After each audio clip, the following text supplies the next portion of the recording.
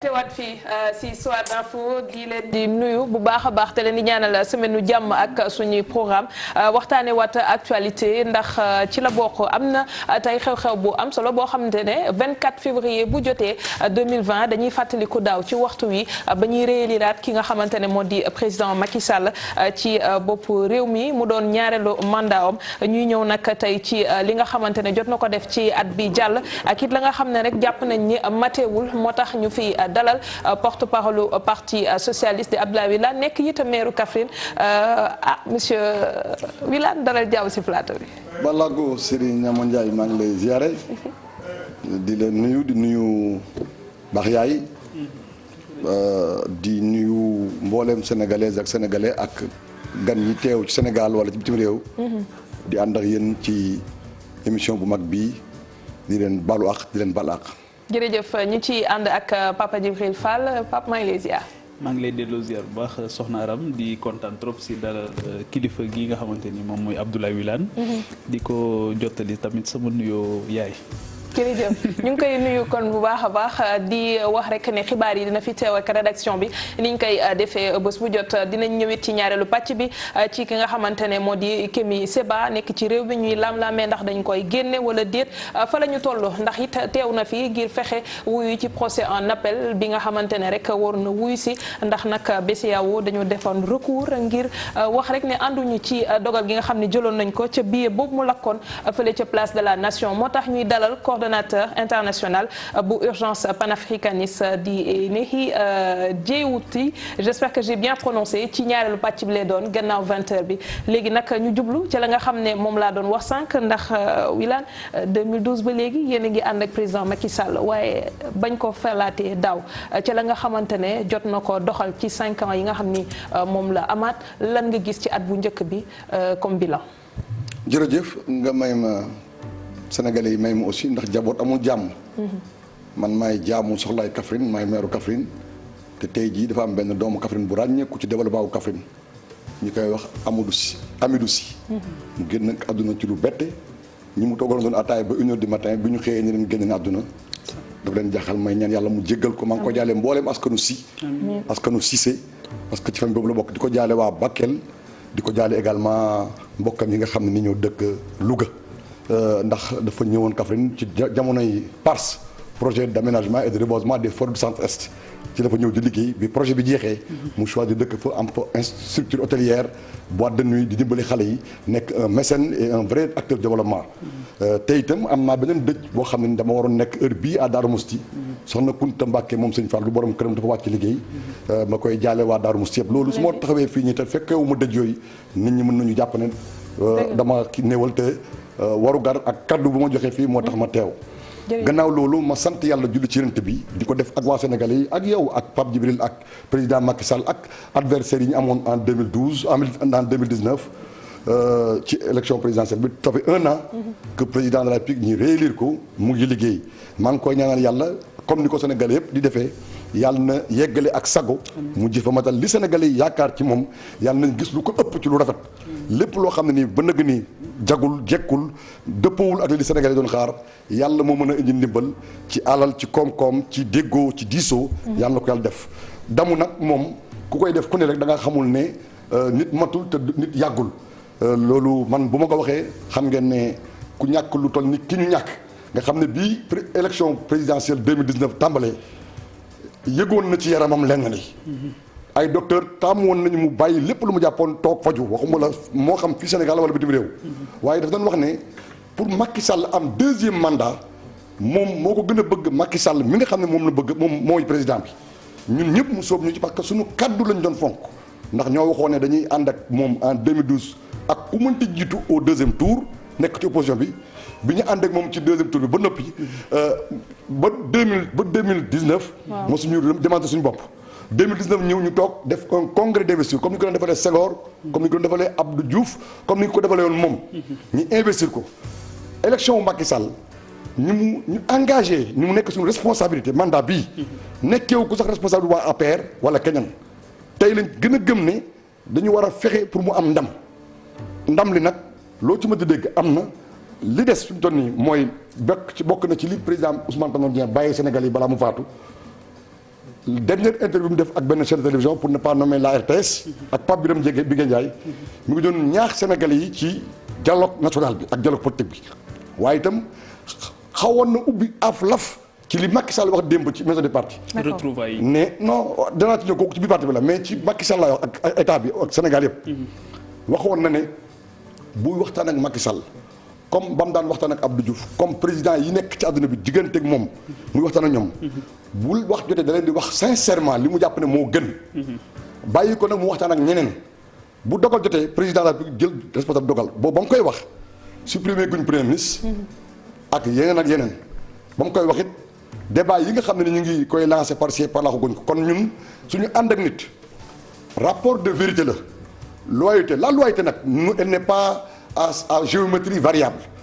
soo nekkee ku loyal quel que soit koy waxal da ngay nekk loyal jusqu'au bout. Cette patience citoyenne et cette loyauté républicaine cette inclusion ce dialogue politique dinañ ci waxtaan bu baax a baax. ci loyauté boobu noonu moo tax tey nga war ñu mën a wax naka nga gisee ni nga xamante ne moom lay doxalee parce que tey li nga wax ni rapport bi nga xamante ne moom ngeen jëflanteeg président Macky Sall muy kóllëre gi PS am ak moom ci doxalin beeg yépp mais li mu jot a def diggante 2019 ak tey laa wax lan nga gis ne lii jéego la lii des na boo ñu ko mënee tënkal. Adja Aram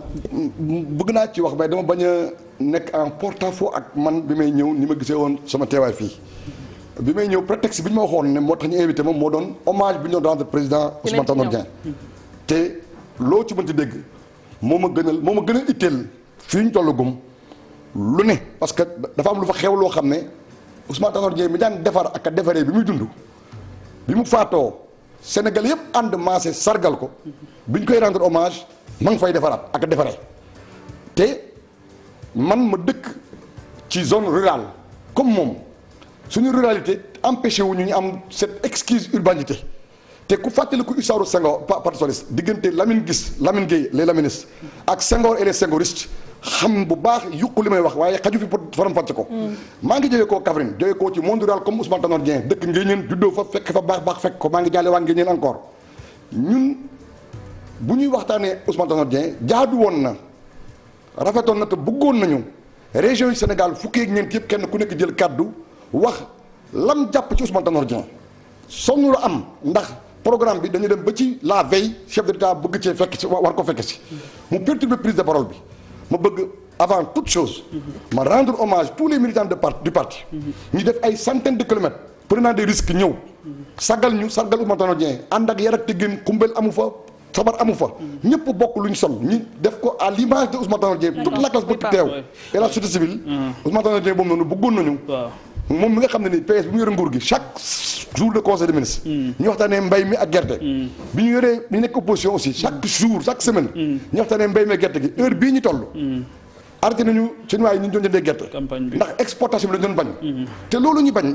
wax dëgg yàlla jaadu na ndax dañoo toll jamono boo xam dañu war a dugg ci industrialisation. Très bien. ñi bëgg gouvernement bi. très bien loolu dinañ si penser ci industrialisation par des unités de transformation. loolu dinañ si pour que gerte gi mën na jëriñ Sénégalais yi ndax dana am plus-value. loolu dinañ si et ça c'est parce que dama dëkk Saloum dëkk Ndoukoumane. waaye maa ngi ko waxal bépp béykat bi nag Sénégal ndax dañoo war a sukkali Sénégal ci mbay mi ak monde rural bi. parce que ça occupe plus de 70%. quand le monde rural va le Sénégal va. d'accord foofu ñu bàyyi léegi chantier yi fi Ousmane Tanor Dieng bàyyi tudd nga ci léegi retrouvailles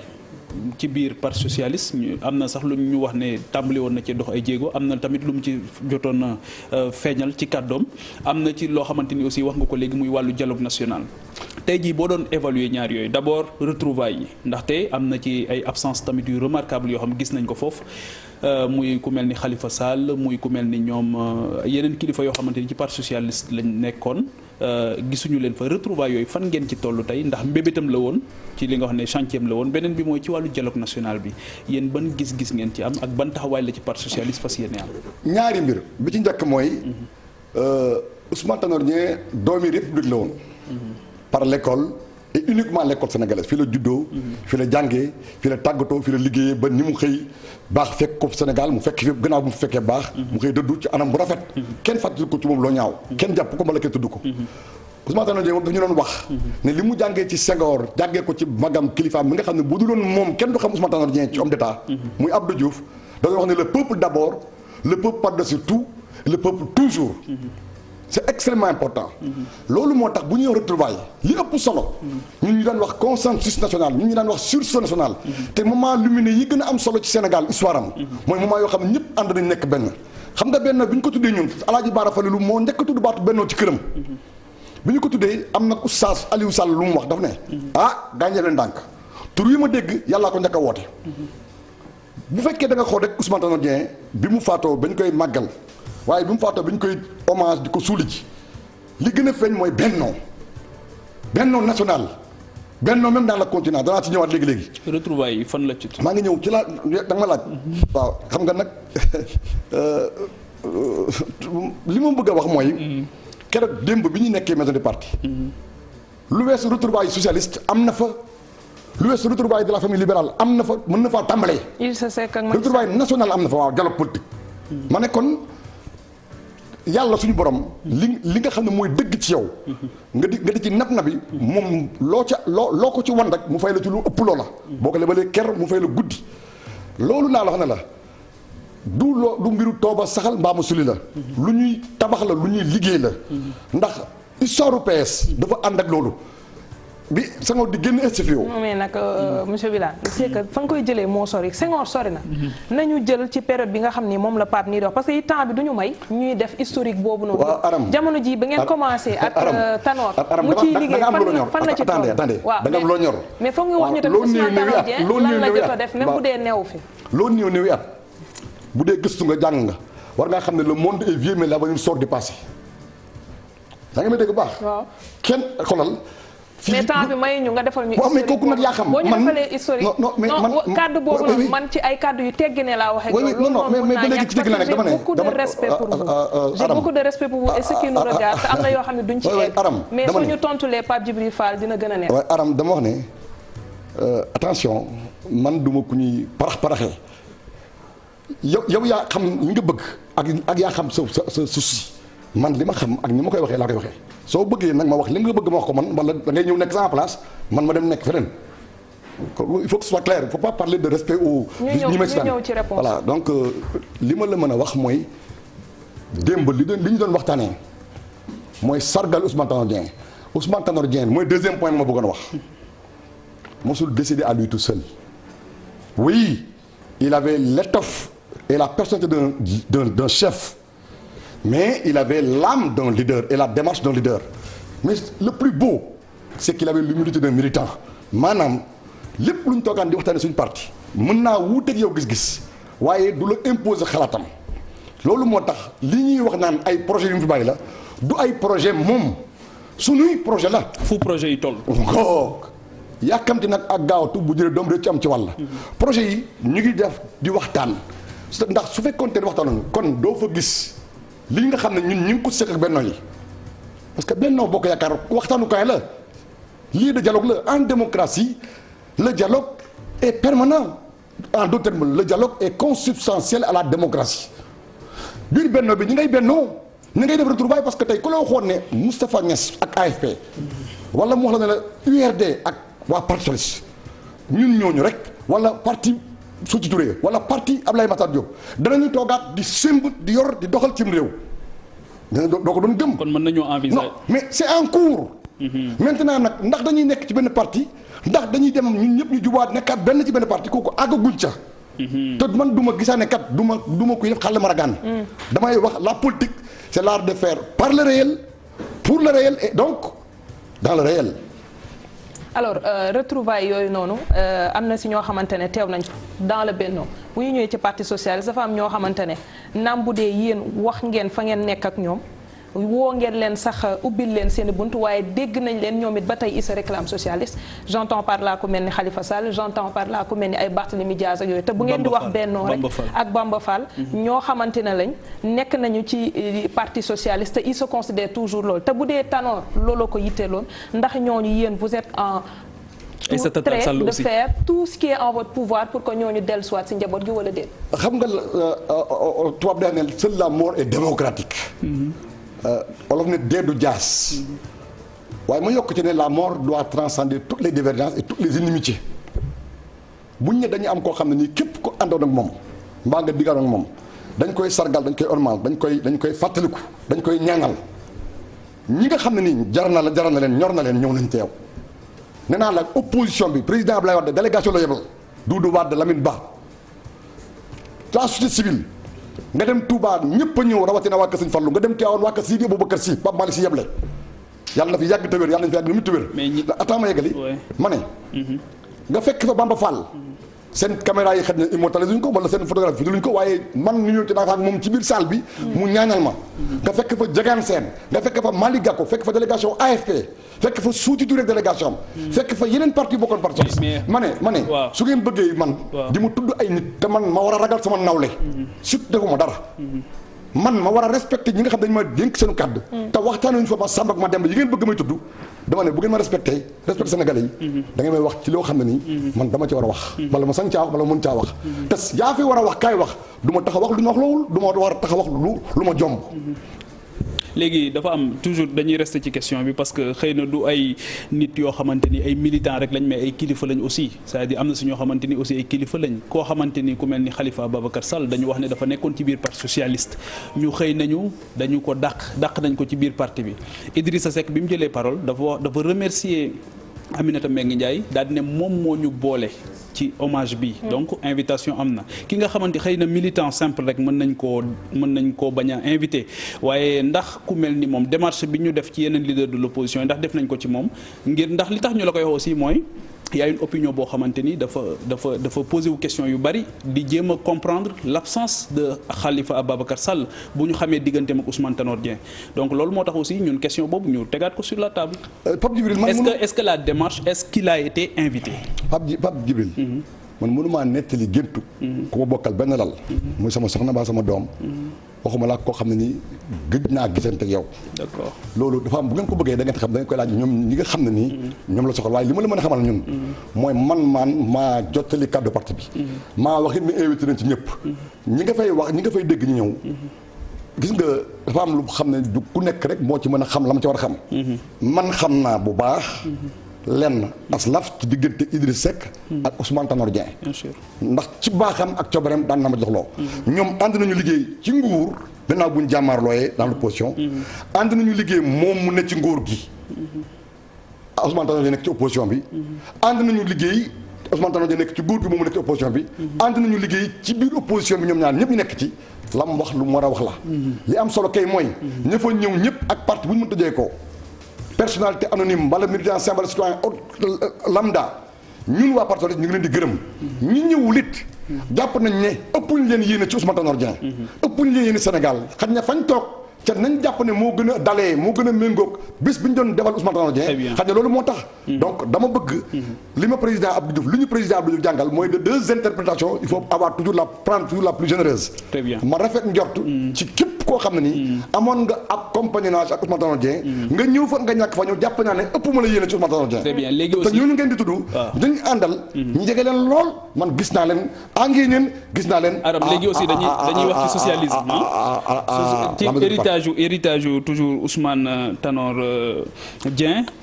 muy li nga xamante ni moom moo doon ligne politique am muy li nga xam moo doon idéologie politique am donte nekk na tey jii ci benn grand ensemble muy Benno Bokk Yaakaar dirigé par un parti libéral wala libéral social moom socialisme la doon dund ñu gis jamono bi tudd nga léegi campagne agricole bi waaye gis nañ fi tamit beaucoup d'entreprises yoo xamante ni soit ñoo ngi jooy dette intérieure bi wala soit am na ay licenciements gis nañ tamit front social bi lutte syndicale yi quelle est la position du parti socialiste ci mbir yu mel noonu. alors sur le plan idéologique dama lay fàttali bu ñu daan wax ci jamonoy Senghor ak Abdou Diouf d'abord ci jamonoy Senghor fusion absorption ak recrutement yu parti politique yi du parti yu bokkoon rek socialisme rek ñoo doon dajaloo waaye damay gàttal pour ne pas donner l'impression de vous raconter des anecdotes ou de faire dans la légende quand bien même l'histoire est importante pour irriguer la réflexion pour ne pas se limiter aux considérations factuelles ci jamonoy Abdou Diouf nga daan dégg consensus jamonoy Abdou Diouf nekk na fi candidat président de la République ay communistes investir ko ay libéraux investir ko président Ousmane Tanor Dieng bi mu nekkee international socialiste dem na ba biir international socialiste mu am ay partis yoo xam ne nii ak ay partis yu nekk ci international libéral ñu sos lu ñuy wax l'alliance mondiale progressiste maanaam li ngay gis ñu dund fii nii nga gis ñu koy dund biir Allemagne entre CDU ak les deux forces am politique allemande muy libéralisme ak socialisme ñi ànd nekk liggéey loolu maanaam Ousmane est en avance sur son temps malheureusement. c'est dommage parce que au Sénégal dañ lay poser question ci considération factuelle wala diw nee na loo ca xalaat wala diw sangam loo xalaat ci moom ba duñ dugg ci débat de fond bi ngay poser et c'est un débat extrêmement intéressant c'est extrêmement intéressant l'ère des perspectives solidaires dafa weesu man donga maa yor sama cëgal guy maay dem wax ak sénégalais ñi wóolu man donga ma jëf loolu dafa weesu leadership éclaté itam moo xew fi mu toll nii li nga wax ci dette intérieure bi ñu ngi ciy taxaw et jàpp naa ne fii ak ñaari at maximum ñetti at faaw ñun ñëpp ñu góorgóorlu def ay sacrifice parce que loolu mooy defar adduna mais des na bu ñu demee ba commencé sunu gaz bi ñu commencé exploité bu ñu demee ba sunu pétrole bi ñu commencé exploité am na bor yu ñuy am sacrifice yu mel nan ak ñan ñoo ko war a def sacrifice non ñun ñëpp laa wax dama ne réduction du train de vie de l'État mel ni nangu yokkute courant bi moi je vais être honnête je préfère que sénégalais yi def ay sacrifice pour ñu yokk capacité au Sénégal pour ñu def ay investissement yu ñuy préparer ñu mën a am des turbines à gaz pour nous adapter plutôt que ñuy xool ñi nga xam ne gaz du Sénégal ak pétrole Sénégal da leen intéressé ñoom ñu koy préfinancer di ñu teg ay taxes aujourd'hui am na yu bëri yoo xam ne c'est des investissements structurants xaalis bi koy defar dëkkul Sénégal te dañ koy fay donc man dama bëgg ñun ñëpp ñu xam ne dans la vie il y a des générations il y a des moments où des générations se sacrifient au profit des générations à venir je vais être objectif gis nga vous parlez beaucoup de nos rapports avec Macky Sall et de Benno Bokk Yaakaar je le répète man maa ngi koy wax fii ñëpp dégg ñun ña jafandowuñ ci Macky Sall jafandowuñ ci Benno Bokk Yaakaar xam nga suñuy jafandu Sénégal moo ñuy teel li ñu booleeg Macky Sall du leneen Sénégal la xam-xam bi ñu am jaar-jaar bi ñu am ak mën-mën yi ñu am ak jikko ji ñu am suñ ko booleeg moom xam-xamam ak jaar-jaaram ak jikkoom ak mën-mënam mu yokkal Sénégal njëriñ waaye fukki nit di gas fukki nit di suul dañ de doy na li nga nit lu mu def dee bu dekkee war koo bàyyi lii mooy ma te adduna yàggul jàpp naa ne am na lu am solo lu président Macky Sall wax jàkkaarloog ki toppoon ci moom rek ci élection présidentielle bi ne ko li nga xam ne mooy démocratie mooy tey yow ëllëg sa morom léegi ñu rafetal waaw question de fond bi faaw ñu dem publicité non man question de fond bi ma bëggoon poser rek boo ko posé question bi réponse non mën naa xaar ba ñëwaat su la neexee très bien ñëw si question waaw non en fait li ma bëgg a wax rek mooy que ne xam nga même bu fekkee ni dañu booloo tamit am nit yoo xamante ni tey ji am na ñu nekk Benno Bokk Yaakaar parti socialiste moo leen fa bàyyi ñooñu parti socialiste dafay am wala ñoo xamante ni tamit tey jii seen yéene xëy na nekk na ci adhéré parti socialiste li tax ñu la doon laaj question boobu mooy dafa am ay combat yoo xam historique yoo xamante ni parti socialiste daf ko daan porté nga xamante ni les yenn combat ñu ngi ci bu baax a baax a baax par les syndicats et par nos réflexions ñu ngi ci bu baax a baax xam nga luy tax Benno am doole PS am doole APR am doole kenn am doole xam nga luy tax Benno du ñu am doole nga nekk Benno bokk APR ne da ngay jël militant au PS mbaa nga jël militant au AFP loolu est-ce que dafa am merci beaucoup loolu nag moo ñaaw loolu dafa am ñëwaat ci Papa Djibril Fall dama lay wax ak Abdoulaye Wilane ci kanam tuuti léegi ñu dem seetaan publicité bu ko ci jublu daal di jaar ci xibaar yi après ñu fekk si waat ko